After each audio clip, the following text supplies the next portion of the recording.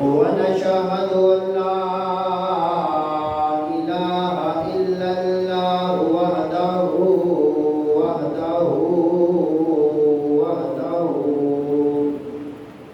لا شريك له ونشهد أن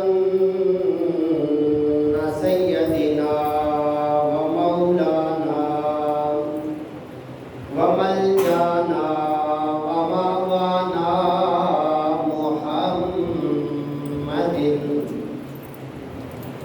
وعلى آله وأصحابه وأهل بيته أجمعين. أما بعد فأعوذ بالله من الشيطان الرجيم. بسم الله الرحمن الرحيم. قل بفضل الله وبرحمته فبذلك فليفرحوا هو خير مما يجمعون. صدق الله العظيم وصدق رسوله النبي الكريم الأمين. إن الله وملائكته يصلون على النبي يا أيها الذين آمنوا صلوا عليه وسلموا تسلیما. پڑھیے اللہم صلی علی محمد وعلی آل محمد کما صلیت علی ابراہیم وعلی آل ابراہیم انک حمید مجید. اللہم بارک علی محمد وعلی آل محمد کما بارکت علی ابراہیم وعلی آل ابراہیم انک حمید مجید. الصلاۃ والسلام علیک یا سیدی یا رسول اللہ. الصلاۃ والسلام علیک یا سیدی یا نبی اللہ. الصلاۃ والسلام علیک یا سیدی یا رحمۃ للعالمین. وعلى آلك وصحابك يا سيدي يا محبوب رب العالمين. مولاي صل وسلم دائما أبدا على حبيبك خير الخلق كلهم. هو الحبيب الذي ترجى شفاعته لکل حول من الاحوال مقتحمی. مولاي صلی وسلم دائما ابدا علی حبیبک خیر الخلق کلہم. فإن من جودک الدنیا وضرتها ومن علومک علم اللوح والقلم. مولاي صلی وسلم دائما ابدا علی حبیبک خیر الخلق کلہم. توحید و رسالت کا نعرہ دنیا میں لگانے نکلے ہیں. توحید و رسالت کا نعرہ دنیا میں لگانے نکلے ہیں. فاران کی چوٹی کا نغمہ گھر گھر پہنچانے نکلے ہیں. یہ علم تو میرے آقا کی بارش کی برستی بوندیں ہیں. یہ علم تو میرے آقا کی بارش کی برستی بوندیں ہیں. تسلیم نبوت کے کاسے بس پینے پلانے نکلے ہیں. توحید و رسالت کا نعرہ دنیا میں لگانے نکلے ہیں. جنہیں فرق کرنا نہیں آتا اللہ کے اپنوں غیروں میں، جنہیں فرق کرنا نہیں آتا اللہ کے اپنوں غیروں میں، ان فاسق و فاجر سوچوں کو سولی پہ چڑھانے نکلے ہیں۔ توحید و رسالت کا نعرہ دنیا میں لگانے نکلے ہیں، فاران کی چوٹی کا نغمہ گھر گھر پہنچانے نکلے ہیں۔ کانٹوں کو کاٹنے کا کہہ کر پھولوں پہ جو حملہ کرتا ہے، ہم ایسے ظالم مالی کو گلشن سے بھگانے نکلے ہیں۔ توحید و رسالت کا نعرہ دنیا میں لگانے نکلے ہیں۔ طائف میں، بدر میں، خندق میں میرے آقا نے جو درس دیا، طائف میں، بدر میں، خندق میں میرے آقا نے جو درس دیا، یرموک و یمامہ یرمل کا پیغام سنانے نکلے ہیں۔ توحید و رسالت کا نعرہ دنیا میں لگانے نکلے ہیں، فاران کی چوٹی کا نغمہ گھر گھر پہنچانے نکلے ہیں۔ اللہ جل جلالہ کی حمد و ثنا، اس کے محبوب لامکاں حبیب کبریاء احمد دوسرا حضرت محمد مصطفیٰ صلی اللہ علیہ وآلہ وسلم کی بارگاہ میں نذرانہ درود و سلام پیش کرنے کے بعد دعا ہے کہ اللہ خالق کائنات ہم سب کی نماز جمعہ کو اپنی بارگاہ میں قبول و منظور فرمائے، اور حضور صلی اللہ علیہ وسلم کے نالین کا صدقہ کل قیامت میں دامانہ مصطفیٰ صلی اللہ علیہ وسلم نصیب فرمائے۔ معزز و محتشم سامعین، جس طرح کہ آپ کو پتہ ہے کہ آج اسلامی مہینے کے اعتبار سے 28 تاریخ ہے، گفتگو چل رہی تھی کہ اللہ والوں کی صحبت، اللہ والوں کی سنگت، اس کے ثمرات اور اس کے فوائد و اثرات۔ اس گفتگو کو ختم کرتے ہوئے آج جو موضوع میں نے بنایا ہے وہ ہے استقبال ربیع الاول، کیونکہ انشاءاللہ العزیز اللہ تعالی ہم سب کو خیر و عافیت والی زندگی دے، تندرستی اور صحت والی زندگی دے۔ 2 دن کے بعد یا کل کے 1 دن کے بعد ربیع الاول شریف کا چاند طلوع ہونے والا ہے۔ یہ وہ مہینہ ہم میں تشریف لا رہا ہے کہ جس مہینے میں رب کائنات نے اسلام کی پہلی بہار ہمیں نصیب فرمائی۔ ربیع الاول کا معنی ہے پہلی بہار۔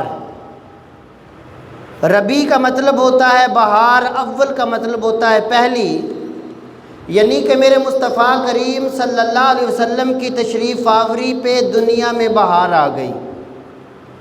میرے مصطفیٰ کریم صلی اللہ علیہ وسلم کی تشریف آوری سے پہلے زمانہ ایک خزاں کی زندگی گزار رہا تھا، ایک کفر و بربریت میں ڈوبا ہوا تھا، ایک جہالت میں ڈوبا ہوا تھا۔ 12 ربیع الاول کی رات یہ ماہ آفتاب طلوع ہوا، میرے کریم آقا صلی اللہ علیہ وسلم کی جلوہ گری ہوئی تو رب نے اسلام کو بہار دے دی۔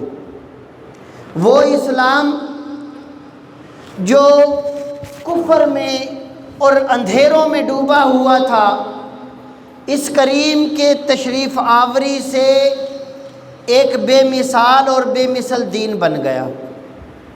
اسی مناسبت سے گفتگو کرنا چاہوں گا کہ ربیع الاول شریف میں ہم خوشیاں مناتے ہیں، جشن مناتے ہیں۔ ربیع الاول شریف کی آمد پہ ہر بچہ و بوڑھا ایک جشن کا سما پیدا کیے ہوتا ہے، خوشیاں مناتے ہیں۔ اس کی شرعی حیثیت کیا ہے؟ شریعت نے اس کو کیا مقام دیا ہے؟ شریعت میں اس کی ویلیو کیا ہے، حیثیت کیا ہے؟ کیا یہ خوشیاں منانا جائز ہے؟ کیا یہ جشن منانا جائز ہے؟ ربیع الاول شریف میں یہ جو ہم جلوس نکالتے ہیں، جشن مناتے ہیں، اس کی شرعی حیثیت کیا ہے؟ شریعت میں اس کی ویلیو اور مقام کیا ہے؟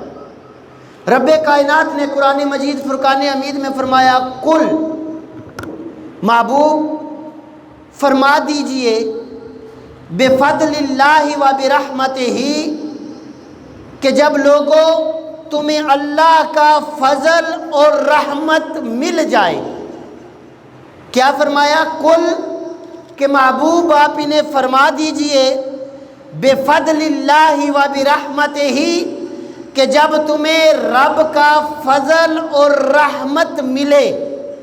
دو لفظ استعمال کیے، ایک فضل اور ایک رحمت۔ جب یہ دونوں چیزیں مل جائیں، فَلْيَفْرَحُوا، تمہیں یہ چاہیے کہ تم خوشیاں مناؤ۔ کس چیز پہ خوشیاں منانی ہیں؟ جب رب کا فضل اور رحمت تمہیں مل جائے۔ فرمایا فَلْيَفْرَحُوا، تم خوشیاں مناؤ۔ ہوا خیر، وہ تمہارا خوشیاں منانا، وہ تمہارا جشن کا سامہ کرنا، وہ تمہارا جھوم جھوم کر آمد مصطفیٰ کے نعرے لگانا، وہ تمہارا گلیوں میں دیوانوں کی طرح پھرنا، وہ تمہارا کریم آقا کی آمد پہ خوش ہونا، ہوا خیر مما یجمعون، لوگوں اس چیز سے بہتر ہے تم جمع کرتے ہو۔ کیا کرنا؟ رب کے فضل اور رحمت پہ خوشیاں منانا۔ پوچھتے ہیں نا لوگ کہ جناب تم خوش ہو رہے ہو، جشن منا رہے ہو، کہاں لکھا ہے؟ کہاں سے آیا یہ جشن منانا؟ پہلے تو کسی نے نہیں منایا، پہلے تو کبھی نہیں ہوا، نہ کسی صحابی نے کیا، نہ کسی تابعی نے کیا۔ کیا صحابہ کی زندگی میں ربیع الاول نہیں آئے؟ کیا صحابہ نے خوشیاں منانا نہیں پڑی؟ میں کہتا ہوں سب نے خوشیاں منائی، لیکن منائی انہوں نے جن کے پاس کریم آقا تشریف لائے، جن کے لیے کریم آقا تشریف لائے انہوں نے خوشیاں منائی۔ ایسے کہہ لیجئے جن کا تعلق کریم آقا سے تھا وہ تو خوش ہوئے، جن کا تعلق کریم آقا سے نہیں تھا ان کے چہرے پہ خوشی نہیں آئی، کیونکہ انہوں نے محض دیکھا کہ محمد پیدا ہوئے، ہمارے ہاں بھتیجا پیدا ہوا۔ لیکن جن کا تعلق مصطفیٰ سے اس طرح کا تھا کہ مصطفیٰ کی محبت ان کی زندگی تھی، تو انہوں نے مصطفیٰ کی آمد پہ خوشیاں منائی۔ اور رب نے فرمایا لوگوں جب تمہیں میرا فضل اور رحمت مل جائے تو تم خوشیاں منایا کرو۔ یہ قرآن کا فیصلہ ہے۔ کیا کیا کرو؟ جب میرا فضل اور رحمت مل جائے تم جشن منایا کرو، خوشیاں منایا کرو۔ لوگوں تمہارا جشن منانا، تمہارا خوشیاں منانا یہ مال و دولت جمع کرنے سے بہتر ہے۔ کس چیز پہ خوشیاں منانا؟ رب کے فضل اور رحمت پہ۔ اب بات یہ ہے کہ رب کا فضل اور رحمت ہے کیا چیز؟ میں نے کہا کہ رب کے فضل اور رحمت پہ خوشیاں منانا یہ مال و دولت جمع کرنے سے بہتر ہے۔ یہ کوئی بات نہ ہوئی، کیونکہ جب تک قرآن و حدیث سے ہمیں پتہ نہ چلے کہ فضل اور رحمت کیا چیز ہے، تب کیا پتہ کس چیز پہ خوشیاں منانی ہے۔ رب نے فرمایا کل، محبوب فرما دیجئے، یہ جو لفظ کل ہے نا، یہ اتنا پیارا لفظ ہے کہ رب جب اپنی توحید بھی، رب جب اپنی ذات کی بات بھی کرتا ہے نا تو محبوب سے اس الفاظ سے مخاطب کرتا ہے۔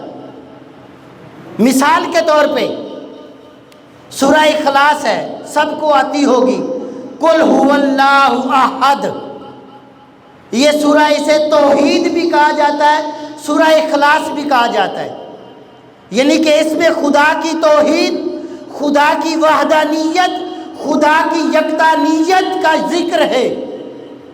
رب نے اپنی توحید کا ذکر کیا تو فرمایا کل، حالانکہ یہ کل رب کی ذات کے لیے نہیں ہے۔ اب قرآن میں کسی کا بھی ترجمہ اٹھا کے دیکھیے، میں یہ نہیں کہوں گا فلاں مولوی کا اٹھائیے، کسی بھی مکتبہ فکر کا ترجمہ اٹھا کے دیکھیے گا، جو لفظ کل ہوگا نا اس سے مخاطب میرے مصطفیٰ کی ذات ہوگی، لفظ کل سے مخاطب میرے مصطفیٰ کی ذات ہوگی۔ رب نے جب اپنی توحید کی بات کرنا چاہی توحید شروع ہوتی ہے احد سے کہ لوگوں اللہ ایک ہے، لیکن کل سے توحید شروع نہیں ہوتی۔ سورہ اخلاص ہے کل سے شروع ہوتی ہے، لیکن توحید احد سے شروع ہوتی ہے۔ رب ایک ہے، یہ احد سے شروع ہوتا ہے، لیکن جب رب نے اپنی توحید کی بات کی تو فرمایا کل محبوب آپ بتائیے کہ رب ایک ہے، آپ بتائیے۔ حالانکہ اگر رب قرآن میں کہتا ایھا الناس احد، اے لوگوں میں ایک ہوں، لم یلد ولم یولد ہوں ولم یکن لہ کفوا احد ہوں، تب بھی مفہوم مکمل ہو سکتا تھا، کیونکہ رب نے اپنی وحدانیت اور اپنی یکتانیت کا اعلان کرنا تھا۔ لوگوں سے ڈائریکٹ مخاطب کر کے کہہ دیتا لوگوں میں ایک ہوں، نہیں، اس طرح نہیں کہا کہ لوگوں میں ایک ہوں۔ فرمایا لوگوں سنو، اگر مجھے واحد و یکتا ماننا چاہتے ہو، اگر مجھے ایک ماننا چاہتے ہو تو تمہیں پہلے میرے مصطفیٰ کو ماننا ہوگا۔ جب تم میرے مصطفیٰ کو مان کر مجھے مانو گے تو لوگوں میں تمہاری توحید کو قبول کروں گا۔ اگر میرے مصطفیٰ کو مانے بغیر، میرے مصطفیٰ کے در پہ آئے بغیر، میرے مصطفیٰ کی زبان سے نکلے بغیر تم مجھے مانو گے تو میں تمہاری توحید بھی قابل قبول نہیں کروں گا۔ فرمایا کل توحید کا مفہوم بیان کیا جا رہا ہے۔ لوگ کہتے ہیں جی مصطفیٰ کا ذکر ہو تو شرک ہو جاتا ہے۔ لوگوں سنو، میں کہتا ہوں تب تک تمہاری توحید مکمل نہیں ہوتی جب تک میرے مصطفیٰ کی ذات نہ ہو۔ توحید تب مکمل ہوتی ہے جب پہلے ذات مصطفیٰ کو مانو پھر ذات خدا کو مانو، ورنہ قرآن اٹھا کے دیکھو، سورہ اخلاص پڑھو، توحید شروع ہوتی ہے احد سے۔ احد اللہ ایک ہے، لم یلد وہ لم یلد ہے، ولم یولد ہے، ولم یکن لہ کفوا احد ہے۔ جب توحید احد سے شروع ہوتی ہے تو یہ کل کیا ہے؟ کل کیا ہے؟ رب یہ بھی تو کہہ سکتا تھا لوگوں میں ایک ہوں۔ بے شمار مقام پہ رب نے لوگوں کو مخاطب کیا، یا ایھا الناس، یا ایھا الناس اعبدوا، اے لوگوں میری عبادت کرو۔ لیکن بات کیا ہے کہ جب توحید کی بات ہوئی یہ نہیں فرمایا ایھا الناس، اے لوگوں احد میں ایک ہوں، لم یلد ولم یولد ہوں، نہیں، فرمایا کل، اے محبوب آپ انہیں بتائیے کہ اللہ ایک ہے۔ جو مجھے تمہارے بتانے پہ مانے، جو مجھے تمہارے بتانے پہ مانے، میں اسی کی توحید کو قابل قبول کروں گا۔ فرمایا کل لوگوں میری توحید کے لیے بھی تم ذات مصطفیٰ کے محتاج ہو۔ توحید میری ہے پر محتاج تم ذات مصطفیٰ کے ہو۔ اگر ذات مصطفیٰ کے بغیر تم توحید کے دعوے کرو گے تو یہ توحید جھوٹی ہے۔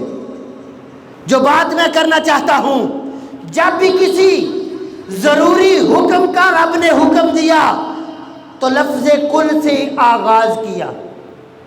مثال کے طور پہ توحید، یہ میں نے آپ کو سمجھایا، اس کا جو ہے آغاز کل سے ہوا، سورہ اخلاص ہے، قل هو اللہ احد، محبوب آپ فرمائیے۔ اور اس کے بعد جب اپنی محبت کی بات کی رب نے فرمایا قل، محبوب فرمائیے ان کنتم تحبون اللہ، اگر تم اللہ سے محبت چاہتے ہو فاتبعونی یحببکم اللہ، تم مجھ سے محبت کرو، میری اتباع کرو، اللہ تم سے محبت کرے گا۔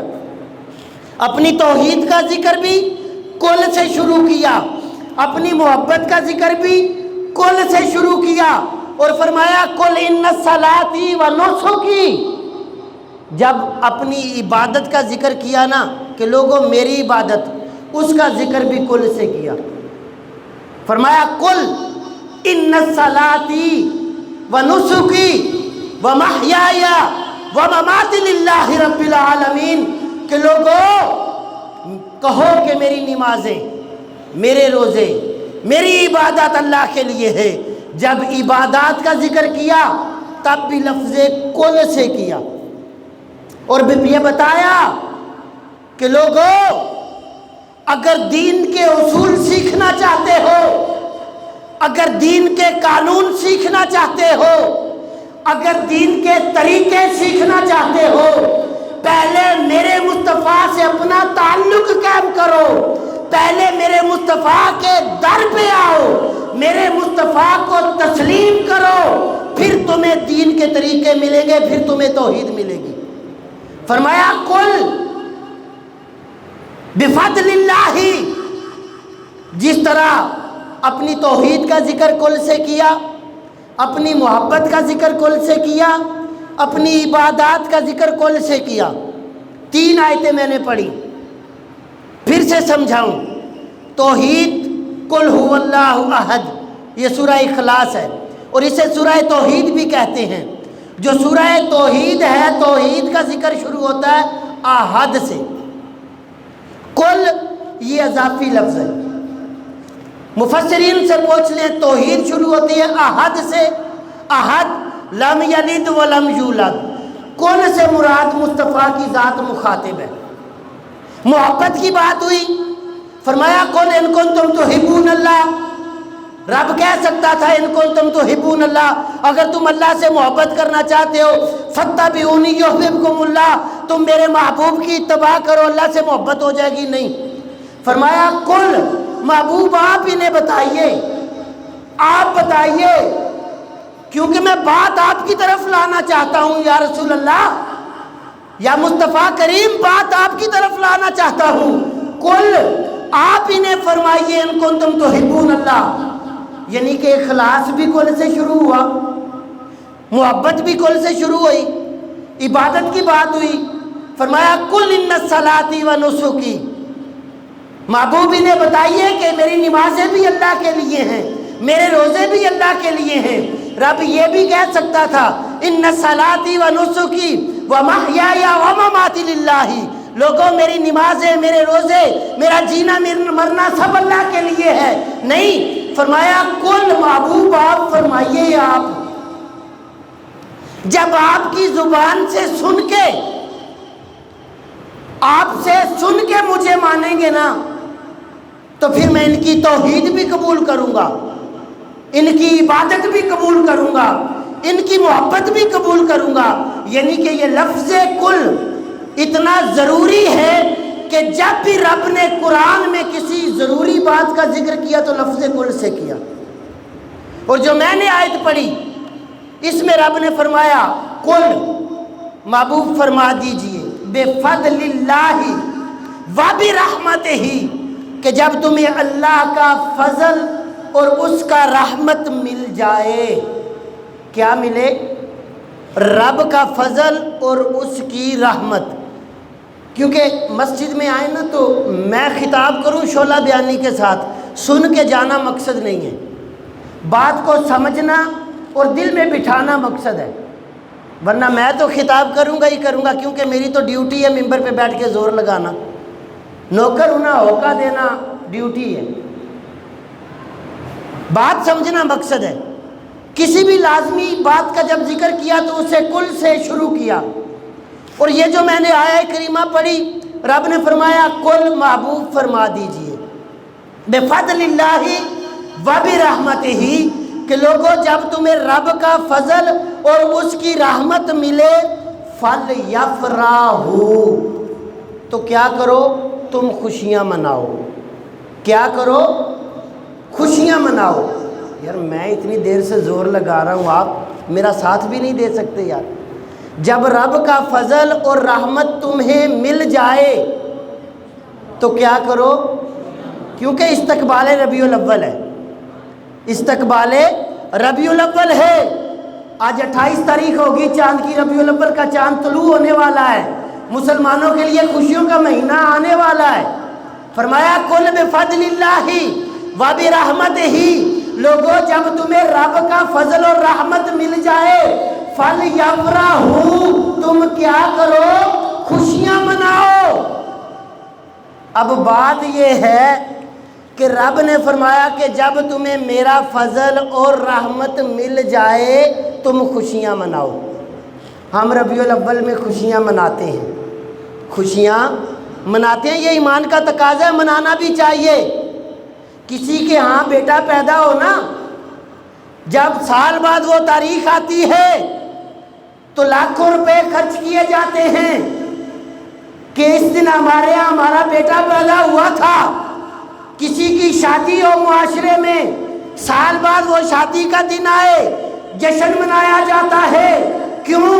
اس دن اس کی شادی ہوئی تھی۔ تو لوگوں، جس دن کائنات کے ماہی، جس دن کائنات کی جان جلوہ گر ہو، اگر اس دن خوشیاں منائے تو پھر اعتراض کیوں؟ دیکھو نا، 14 اگست 1947 کو پاکستان معرض وجود میں آیا۔ کب آیا؟ 14 اگست 1947 کو۔ آج بھی جب سال بعد 14 اگست آتی ہے، آج بھی جب سال بعد 14 اگست کا دن آتا ہے، ہمارے ہاں سرکاری طور پہ جشن منایا جاتا ہے، توپوں کی سلامی پیش کی جاتی ہے۔ کیوں پیش کی جاتی ہے؟ کہ ہمیں ایک الگ ملک ملا، ہمیں انگریز کی غلامی سے چھٹکارا ملا، ہمیں ایک نعمت ملی۔ کسی کو اعتراض نہیں ہوتا، الگ ملک ملے، یہ پاک سرزمین ملے، سال بعد جشن ہو، جھنڈے لہرائے جائیں، توپوں کی سلامی کی جائے، سرکاری طور پہ چھٹی ہو، گلی کوچے میں ریلیاں ہوں، کوئی اعتراض نہ کرے کہ صرف ایک پاکستان وجود میں آیا، ہمیں آزادی ملی، جشن ہو، اعتراض نہ ہو۔ جب وہ ذات آئی جس ذات کے آنے سے انسانیت کو انسانیت ملی، جس ذات کے آنے سے مسلمانوں تمہیں معراج ملی، بلکہ یوں کہہ لیجئے کہ جس ذات کے آنے سے تمہیں خدا ملا۔ خدا سے دور ہوتے تم، اگر میرے مصطفیٰ جلوہ گر نہ ہوتے، تمہیں خدا کی پہچان نہ ہوتی، تم کفر کے گھٹاٹوں اندھیروں میں ڈوبے ہوئے ہوتے۔ 14 اگست والے دن ہمیں آزادی ملی، جشن منایا جائے، خوشیاں منائی جائیں، ریلیاں نکالی جائیں، کوئی اعتراض نہ ہو۔ لیکن جس دن کائنات کے والی، یتیموں کے ماں باپ، بے سہاروں کے سہارا جلوہ گر ہوں، اس دن اگر اس کے ماننے والے جشن منائیں تو اعتراض کیوں؟ لوگوں، یہ سرزمین خدا کی قسم صدقہ ہے آمینہ کے لال کے جوڑوں کا۔ ایسی ہزاروں سرزمینیں آمینہ کے لال پہ قربان، ایسی لاکھوں سرزمینیں آمینہ کے لال کے جوڑوں پہ قربان۔ اگر ایک سرزمین ملے تو جشن منایا جائے، اگر لامکاں کا مکین آئے تو جشن کیوں نہ منایا جائے؟ تو خوشیاں کیوں نہ منائی جائیں؟ کیوں اعتراض ہو کہ یہ جشن کیوں، یہ جھنڈے کیوں؟ جب 14 اگست تمہیں آزادی ملے تم جشن مناؤ تو کوئی اعتراض نہیں۔ جب تمہیں جہنم سے آزادی دلانے والا آئے ہم امتی جشن منائیں تو اعتراض کیوں؟ پھر اعتراض کیوں؟ رب نے فرمایا قل بفضل اللہ وبرحمتہ، لوگوں تمہیں میرا فضل اور رحمت ملے تو تم خوشیاں مناؤ۔ کیا کرو؟ خوشیاں مناؤ۔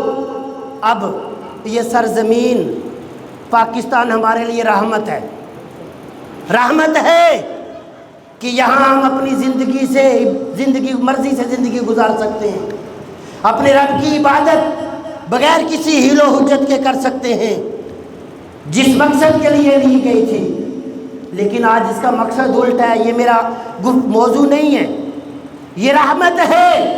اس رحمت کے سالانہ دن آنے پہ خوشیاں منائی جائیں۔ اب ذرا آؤ قرآن کی طرف چلتے ہیں۔ رب نے فرمایا میرا فضل اور رحمت ملے، دو لفظ استعمال کیے، ایک فضل اور ایک رحمت۔ باری تعالیٰ ذرا یہ تو بتاؤ کہ تیرا فضل ہے کیا، تیری رحمت ہے کیا جو ہمیں ملے تو ہم خوشیاں منائیں۔ کیونکہ میں نے پہلے آپ کو یہ سمجھایا تھا کہ سب سے پہلے قرآن پھر نبی کا فرمان۔ کسی مولوی، کسی پیر، کسی ولی کی بات کی ہے، اگر وہ ان کے مطابق ہو، چاہے وہ جتنا بڑا غوث کیوں نہ ہو، اگر وہ قرآن و سنت کے مطابق ہو تو اس کی بات ہمارے سر ماتھے پہ۔ اگر اس ولی کی، اس پیر کی، اس محدث کی، اس مجدد کی بات قرآن و سنت کے مخالف ہو تو وہ جتنا بڑا مرضی ولی ہو، ہم اس کی بات کی کوئی ویلیو نہیں سمجھتے۔ یہ بات ذہن میں رکھ لیں۔ رب نے فرمایا قل بفضل اللہ، لوگوں جب تمہیں میرا فضل ملے اور رحمت ملے فلیفرحوا، تم خوشیاں مناؤ۔ اب بات یہ ہے کہ فضل ہے کیا؟ فضل اور رحمت کے ملنے پہ خوشیاں منانی ہے نا۔ جب رب کا فضل اور رحمت ملے پھر ہی خوشیاں منانی ہے نا۔ اب سمجھنے کی بات یہ ہے کہ فضل ہے کیا اور رحمت ہے کیا۔ رب فرماتا ہے لوگوں وَلَوْلَا فَضْلُ اللَّهِ عَلَيْكُمْ وَرَحْمَتُهُ،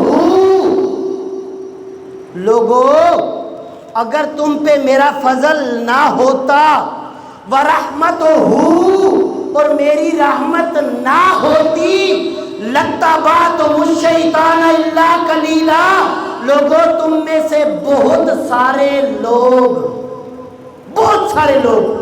لَاتَّبَعْتُمُ الشَّيْطَانَ إِلَّا قَلِيلًا، شیطان کے پیروکار بن جاتے، بہت کم ایمان والے ہوتے۔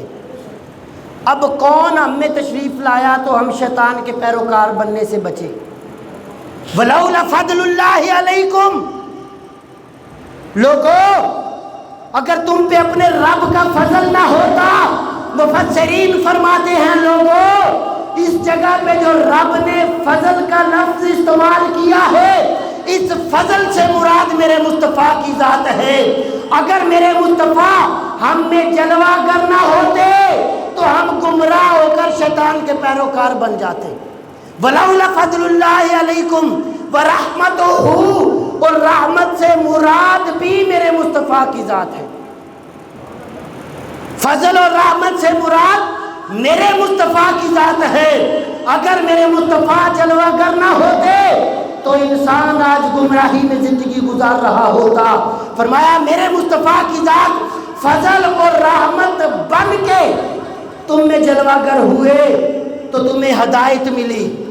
اگلی آیت پہ آؤ، فرمایا وَمَا أَرْسَلْنَاكَ إِلَّا رَحْمَةً لِلْعَالَمِينَ، اے میرے محبوب ہم نے آپ کو تمام جہانوں کے لیے رحمت بنا کر بھیجا، کسی ایک جہان کے لیے نہیں۔ جو آیت میں نے پڑھی وَلَوْلَا فَضْلُ اللَّهِ عَلَيْكُمْ وَرَحْمَةُ، کہ جب تمہیں رب کا فضل اور رحمت ملے تم خوشیاں مناؤ۔ فضل بھی مصطفیٰ کریم کی ذات، قرآن نے کہا وَمَا أَرْسَلْنَاكَ إِلَّا رَحْمَةً لِلْعَالَمِينَ، اور رب کی رحمت بھی مصطفیٰ کی ذات، فضل بھی مصطفیٰ کی ذات اور رحمت بھی مصطفیٰ کی ذات۔ قرآن کہتا ہے قُلْ بِفَضْلِ اللَّهِ وَبِرَحْمَتِهِ، لوگوں جب میرا فضل اور رحمت تمہیں مل جائے۔ اب قرآن نہیں کہا کہ فضل بھی میرے مصطفیٰ کی ذات ہے اور رحمت بھی میرے مصطفیٰ کی ذات ہے، ادھر کہا جب میرا فضل اور رحمت مل جائے تو تم خوشیاں مناؤ۔ اب فضل اور رحمت کون سی ذات ہے؟ مصطفیٰ کریم کی ذات۔ اب اگر مصطفیٰ کریم کے آنے پہ خوشیاں منائی جائیں تو کیا یہ شرک ہوگا؟ کیا یہ بدعت ہوگا؟ گفتگو یہی چلے گی انشاءاللہ. ابھی ربیع الاول شریف آنے والا ہے. آخری بات سمجھا کے، میلاد کو لوگ شرک کہتے ہیں، یہ شرک کرتے ہیں. آپ کسی مولوی سے پوچھیں میلاد کے معنی کیا ہے؟ میلاد کے معنی کیا ہے؟ میلاد کے معنی ہے پیدا ہونے کے، پیدا ہونا. رب تو پیدا ہونے سے پاک ہے. سورہ اخلاص پڑھو، قل هو اللہ احد اللہ الصمد لم یلد ولم یولد. نہ اس سے کوئی پیدا ہوا نہ وہ کسی سے پیدا ہوا. جب رب پیدا ہونے سے پاک ہے، ہم کہتے ہیں 12 ربیع الاول کو مصطفیٰ پیدا ہوئے. میرے دوست، رب تو پیدا ہونے سے پاک ہے، پھر شرک کیسا؟ میلاد تو پیدا ہونے کا تذکرہ ہے نا. میلاد تو ولادت کا ذکر ہے. جب رب پیدا ہونے سے ہی پاک ہے، نہ وہ کسی سے پیدا ہوا نہ کوئی اس سے پیدا ہوا، تو پھر شرک کیسا؟ یہ تو پہلا لفظ ہی شرک کو ختم کرتا ہے. پہلا لفظ کہ میلاد النبی، نبی کا پیدا ہونا. میرے دوستو، جو پیدا ہو وہ خالق نہیں مخلوق ہے. جو پیدا ہو وہ رب نہیں، وہ بندہ ہے. جس کی ولادت ہو اس کی عبادت نہیں ہے.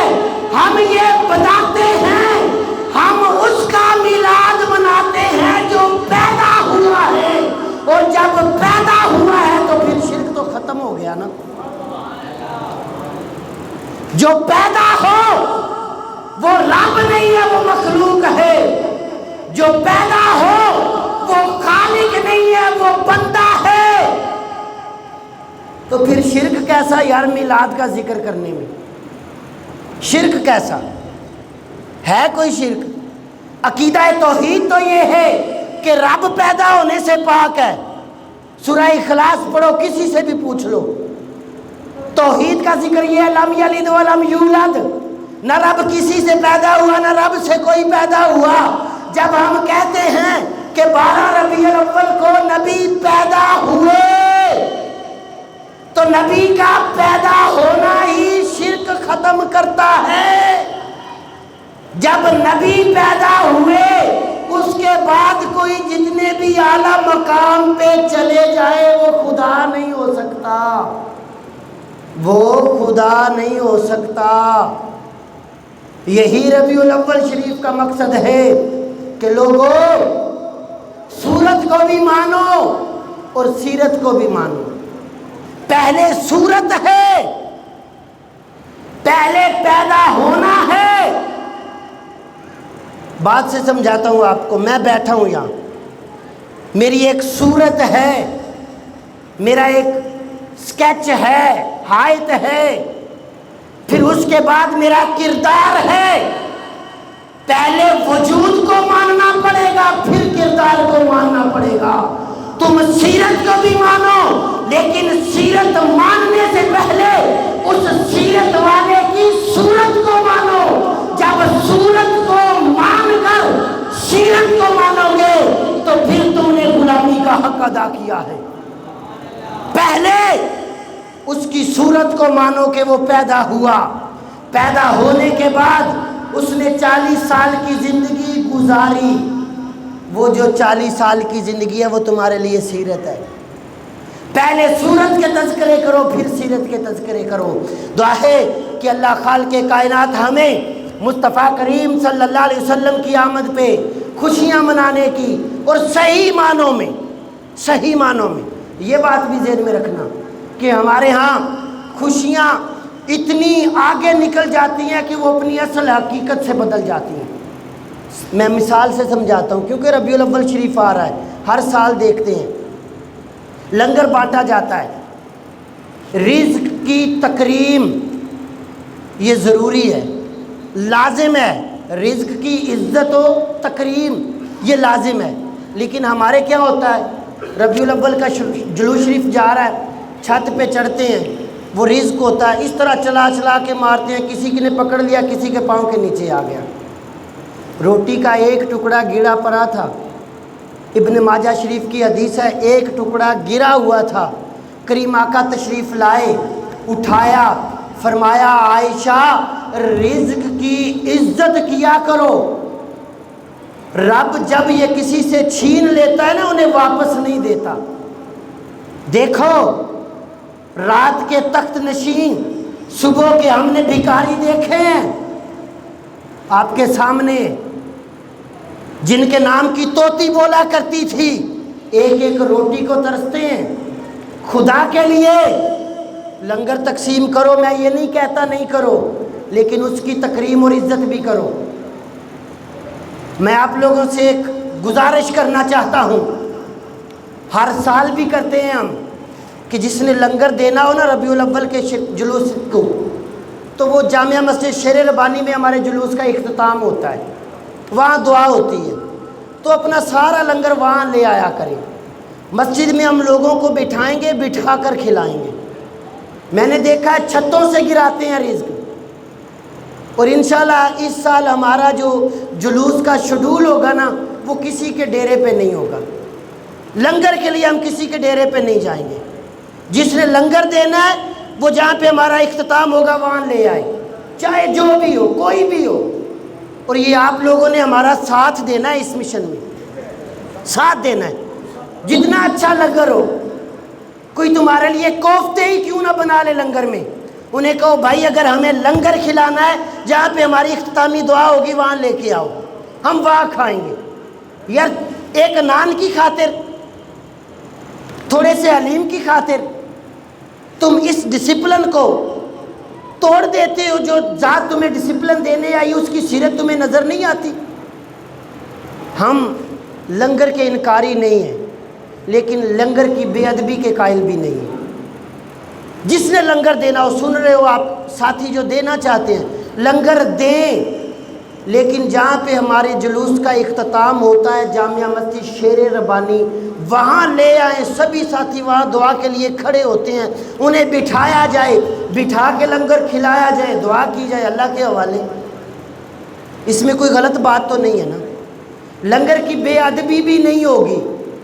پچھلی بار ہم نے دودھ بنایا، اللہ بخشے چاچا مظفر حسین نمبردار تھے، انہوں نے اصرار کیا کہ لنگر کے لیے دودھ بنانا ہے۔ حقیقت بات ہے ہم نے بہت کاسٹلی، بہت مہنگا دودھ بنایا، بڑا خرچ کیا اس پہ، کھوئے تک لائے ہم کہ یار سرکار کے غلاموں کو دودھ پلانا، اس میں کوئی کمی نہ رہ جائے۔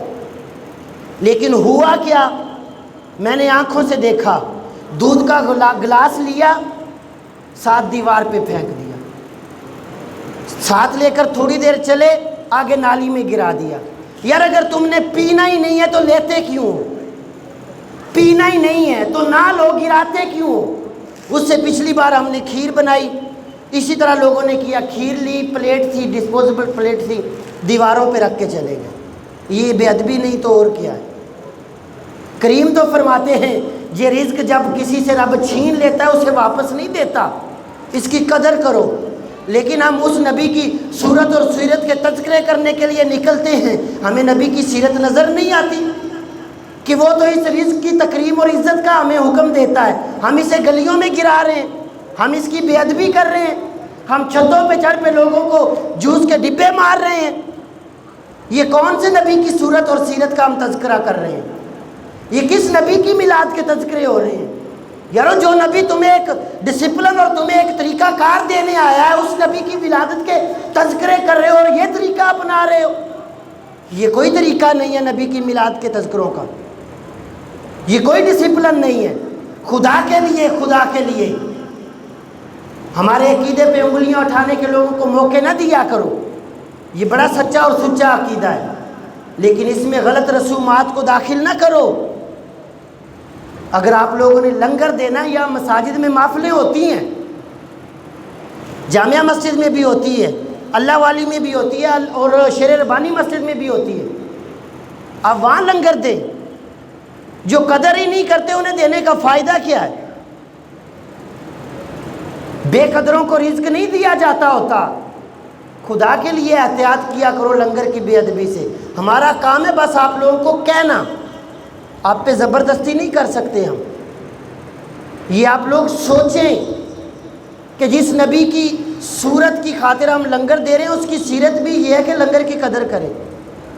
اور انشاءاللہ اب جن ساتھیوں نے سنتے پڑھنی ہے وہ سنتے پڑھ لیں۔